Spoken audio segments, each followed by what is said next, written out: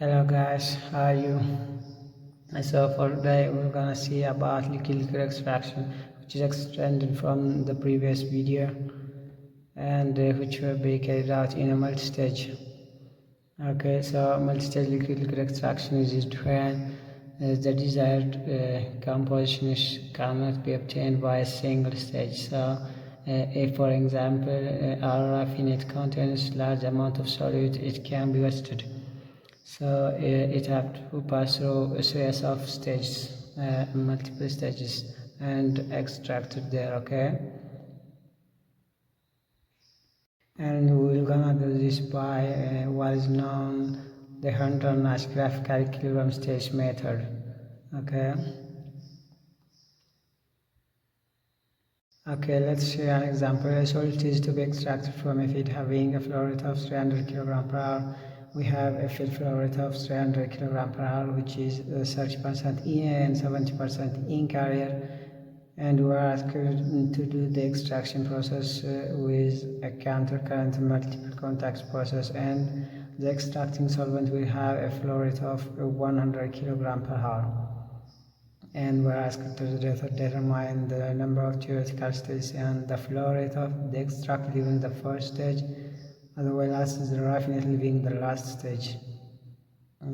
If the final raffinate composition of the solute is 2% or 0.02 in fraction.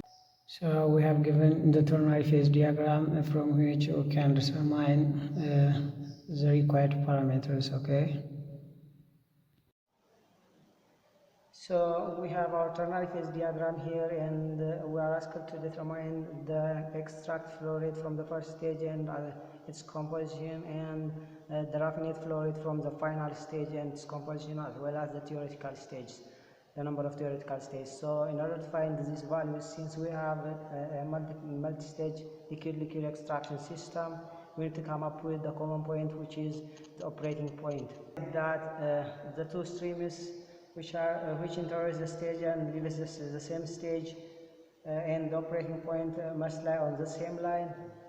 So we have our raffinate, the final raffinate composition, and the solvent. So the final raffinate and the solvent, as well as the operating point, must lie on the same line. So we have the two parameters, and in order to find the operating point, we have to find another operating line. So this operating line could be our extract from the first stage and the feed point. It's a straight line equation we have derived in a single stage. In the previous video we have read that the extract and the raffinate must lie on the same line with the mixing point. Okay, so by using this principle we have the final raffinate composition, and from this we can determine where our first extract can be located. To start from the beginning, which is we have to locate the feed point. So the feed point is the feed. In the feed we have 0.3 and 0.7 C and 0% solvent. Okay, so this point must lie on the line AC, since we have 0% and 0% solvent line will be a line AC. Okay, so it should be lie on this line. So 0.3 or 30% of A in the feed means that we have 0% of the solute here, and increase to 100% to this end point. Okay, so we have here 20% of A, and we have here 40% of A.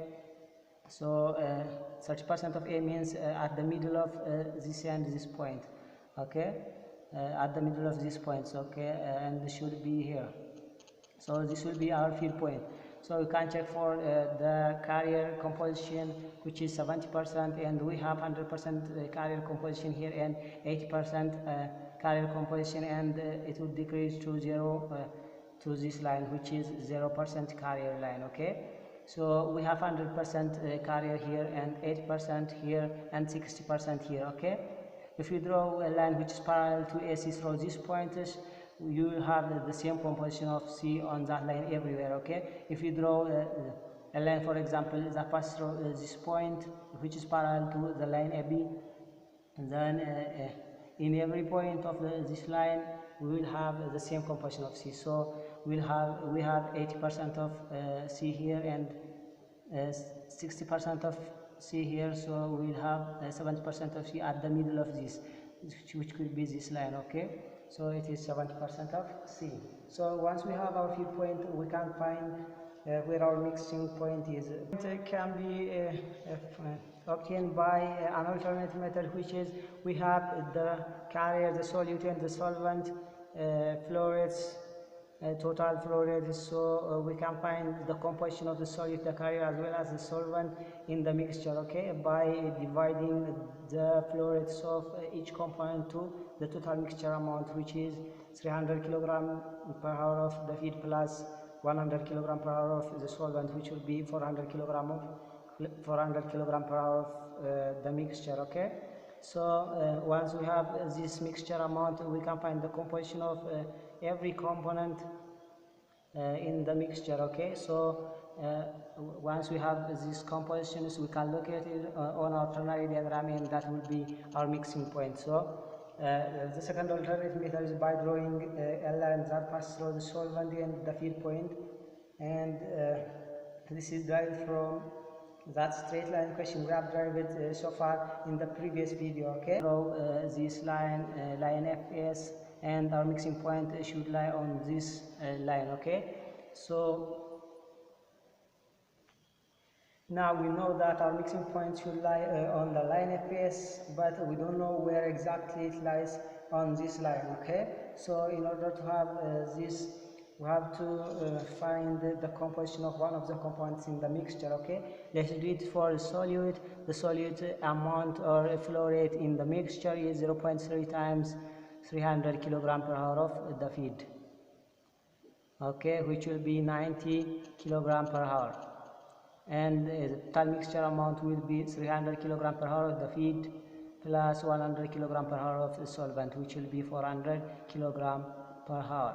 So the composition of the solute in the mixture will be 90 kilogram per hour over 400 kilogram per hour. Okay, so which will be 22.5% or 0.225 in fraction. Okay, so once we have this point, we can locate our mixing point by taking the intersection point of this composition of the solute and the line SF. Okay, so 22.5% of the solute means we have here 20% of solute. So if we draw a parallel line to line BC that pass through this 20%, we will have the same composition of solute throughout that line. Okay, so 22.5% of A means around here. Okay, we have 30, we have 20 here, so 1/4 of this distance from the 20% solute.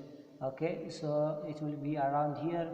So we can find our mixing point by drawing a parallel line which passes through the 22.5% of the solid composition. Okay, if we draw this line, we will have the mixing point here. Okay, which is the intersection of the line FS and this line. Okay, so we have our final raffinate composition, which is 2%.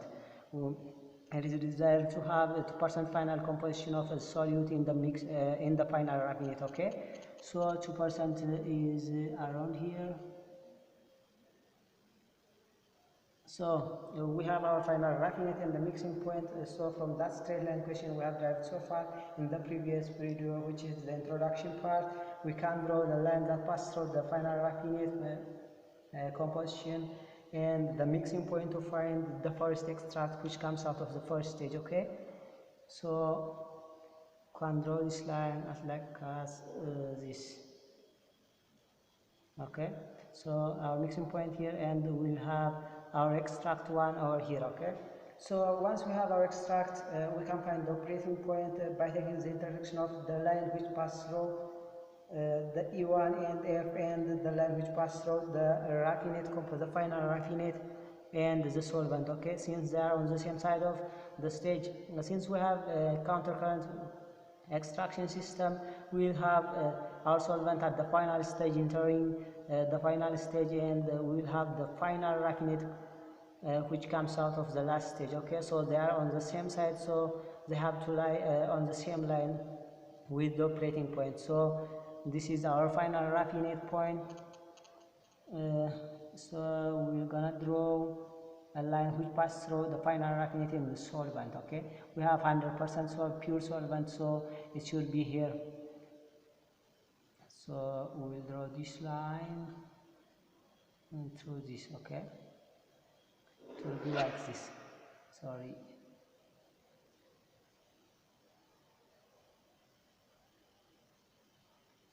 It should be like this. And so another line for the operating, which is an operating line, is the line which passes through the feed point in the first extract. Okay, since they are on the same side of the first stage. Okay, just think about it. We have countercurrent liquid extraction system, and in countercurrent extraction system, the first stage will have the extract which comes out of the first stage, and the feed which enters the first stage. Okay, so this intersection point will be our operating point. Okay, so once we have determined our operating point, and then we have the difference inflows or operating point, which is with operating point common for every stage, and then we have equilibrium across the stage. So don't forget that the equilibrium across the stage will always exist. So the extract and the raffinate coming out of every stage will be in equilibrium for every stage. So once I have E1, then I can get R1 by using equilibrium across the stage. So E1 and R1 are in equilibrium, so they can be connected by a tie line. So from E1 I can locate the position of the raffinate coming out of the first stage by drawing a tie line that pass through E1. So the tie lines that pass through E1, actually E1 is on the given tie line, so we're gonna draw it again. So if I draw a tie line that pass through E1, it will be this. So this will be our first raffinate. So once I have my first raffinate, I have my operating point.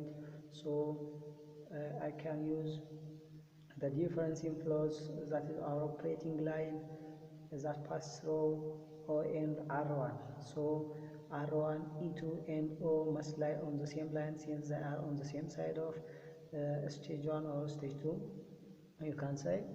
Okay, so they have to lie on the same line. So E1, E2, sorry, O and R1 should lie on the same line. So if I draw a line that passes through the point O and R1, I can get my second extract, the extract coming out of the second stage. Okay, so I'm gonna sketch this line, and so this will be the line that passes through our raffinate 1 and the operating point O. So here I have our extract 2, the extract that comes out of the second stage.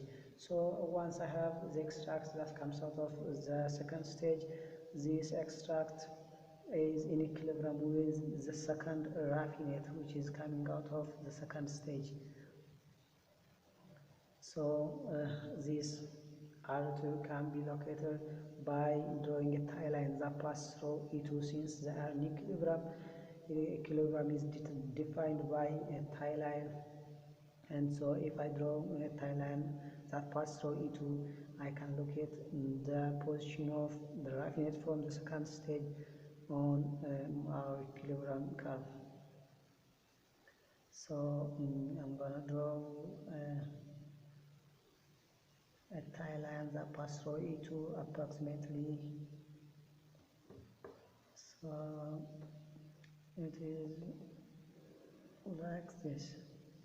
Okay, and here I have the second raffinate coming out of the second stage. So once I have this, then I'm gonna use my operating line that passes through R2 and O to find the third extract, since R2 and E3 are on the same side of the stage, so they should pass on the same line. So if I draw a line that passes through the point O and my second raffinate R2 coming out of the second stage, I can find my third extract that comes out of the third stage. So this process will continue until we have our final desired raffinate composition or less. If we exceed that point, we're gonna stop this process, and the stage will be the number of stages before that. E3 we have, so now I have E3 and I didn't have a stage 3 here, so I have a stage 3. So from stage 3 it comes out the extract, and the raffinate from the second stage will enter this stage, and the raffinate from the third stage will be R3. So these R3 and E3 are in equilibrium, so they can be joined with a tie line. So equilibrium is defined by tie lines. So if I draw a tie line that passes through the point E3, I can find my raffinate that comes out of the third stage. Okay, so tie line approximately like this. Okay, here I have R3. So as we can see, R3 lies exactly on our final raffinate composition, which is 2%, 0.2%. So we need to stop this process now. So now we have finished our job, so the math will do the rest. So the number of theoretical stages here will be 3. This can be seen by counting these tie lines which defines the equilibrium between the extract and raffinate coming out of each stage, 1, 2, 3, which are in red. And also you can count our operating line we have drawn, 1, 2, 3. So the number of theoretical stage here is 3. And the next one is to determine the composition of the extract which comes out of the first stage, and the raffinate that comes out of the last stage. So the raffinate that comes out of the last stage is in here, and the extract which comes out of the first stage is here.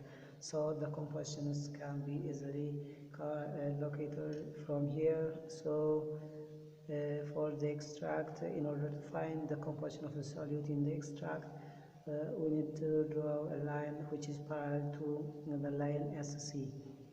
So if we draw this line, we'll come up with something like this. Okay, sorry, this will be this is 100% A, and this is 80, 60, and 40. So here is a little bit higher than the 40% A composition, so around 41 or 42%. So our extract composition will be the composition of the solid in the extract is 0.41. Okay, so to determine the composition of the solvent in the extract, you need to sketch a line that passes through E, which is parallel to the line AC. So if we draw this one, it would be around here.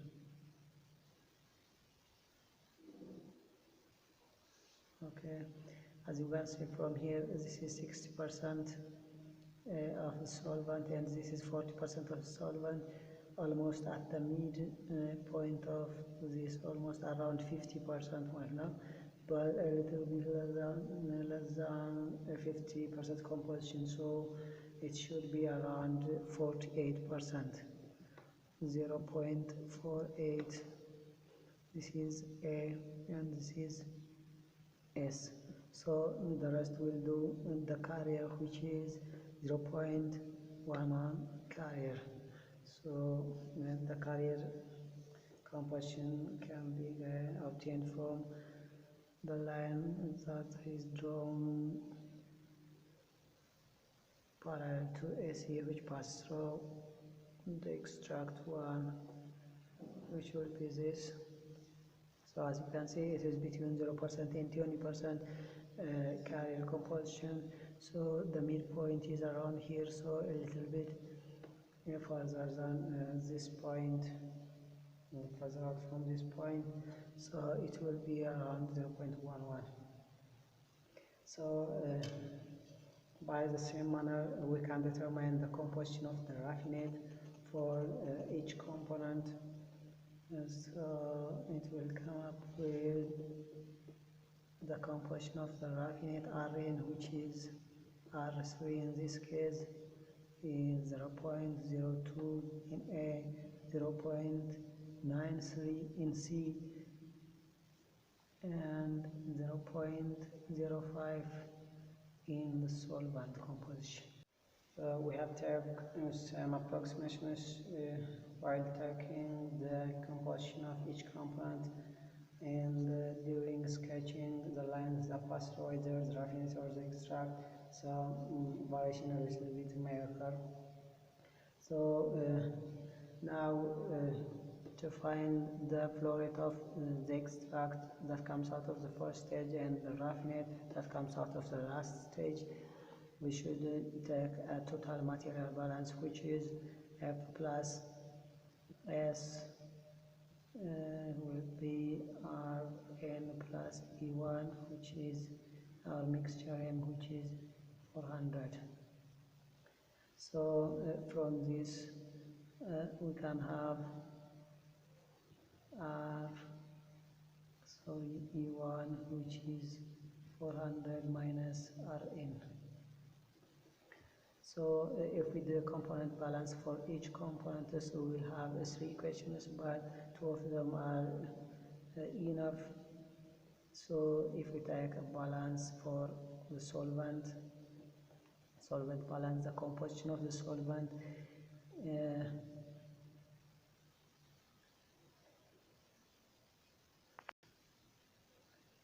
okay, first of all I have to write this E1 plus Rn, which is 400. So the composition of the solvent in the extract is 0.52 E plus the composition of the solvent in the raffinate is 0.05 Rn, which will be 400 times pi the composition of the solvent at M, or this will be 100%, 100 kilogram per hour, which is given. So, and if we do the component balance again for the carrier C, the composition of the carrier in the extract is 0.48,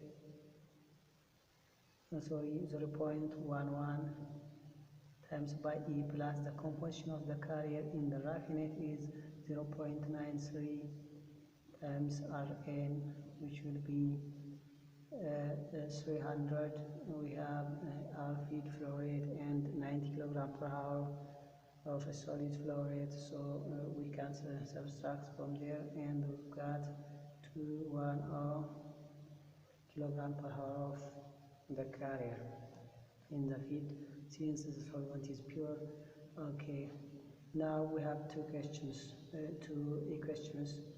So this equation and this equation.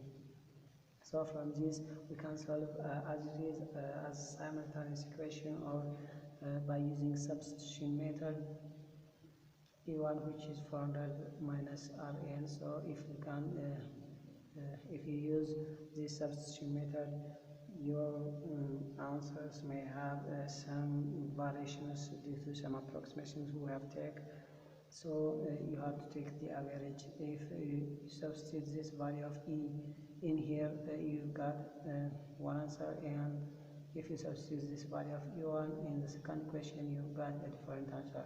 So this is due to the approximations we have taken so far. So you have to take the average, or as simultaneously as it is, cancel it. So the final answers will be Rn, which is 192.8 kilogram per hour, and E1, the extract coming out of the first stage, is 400 minus this value, which is 207.2 kilogram per hour.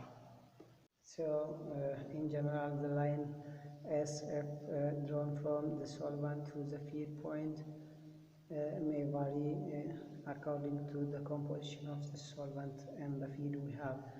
So for example, if you have 20% of the solute in your solvent, then the line SF will be drawn through this to find the mixing point, and the mixing point will not be here, around here, okay? So generally this line SF varies with the composition of the solid, the solvent. Okay, please leave a comment and don't forget to like and subscribe if you do like it.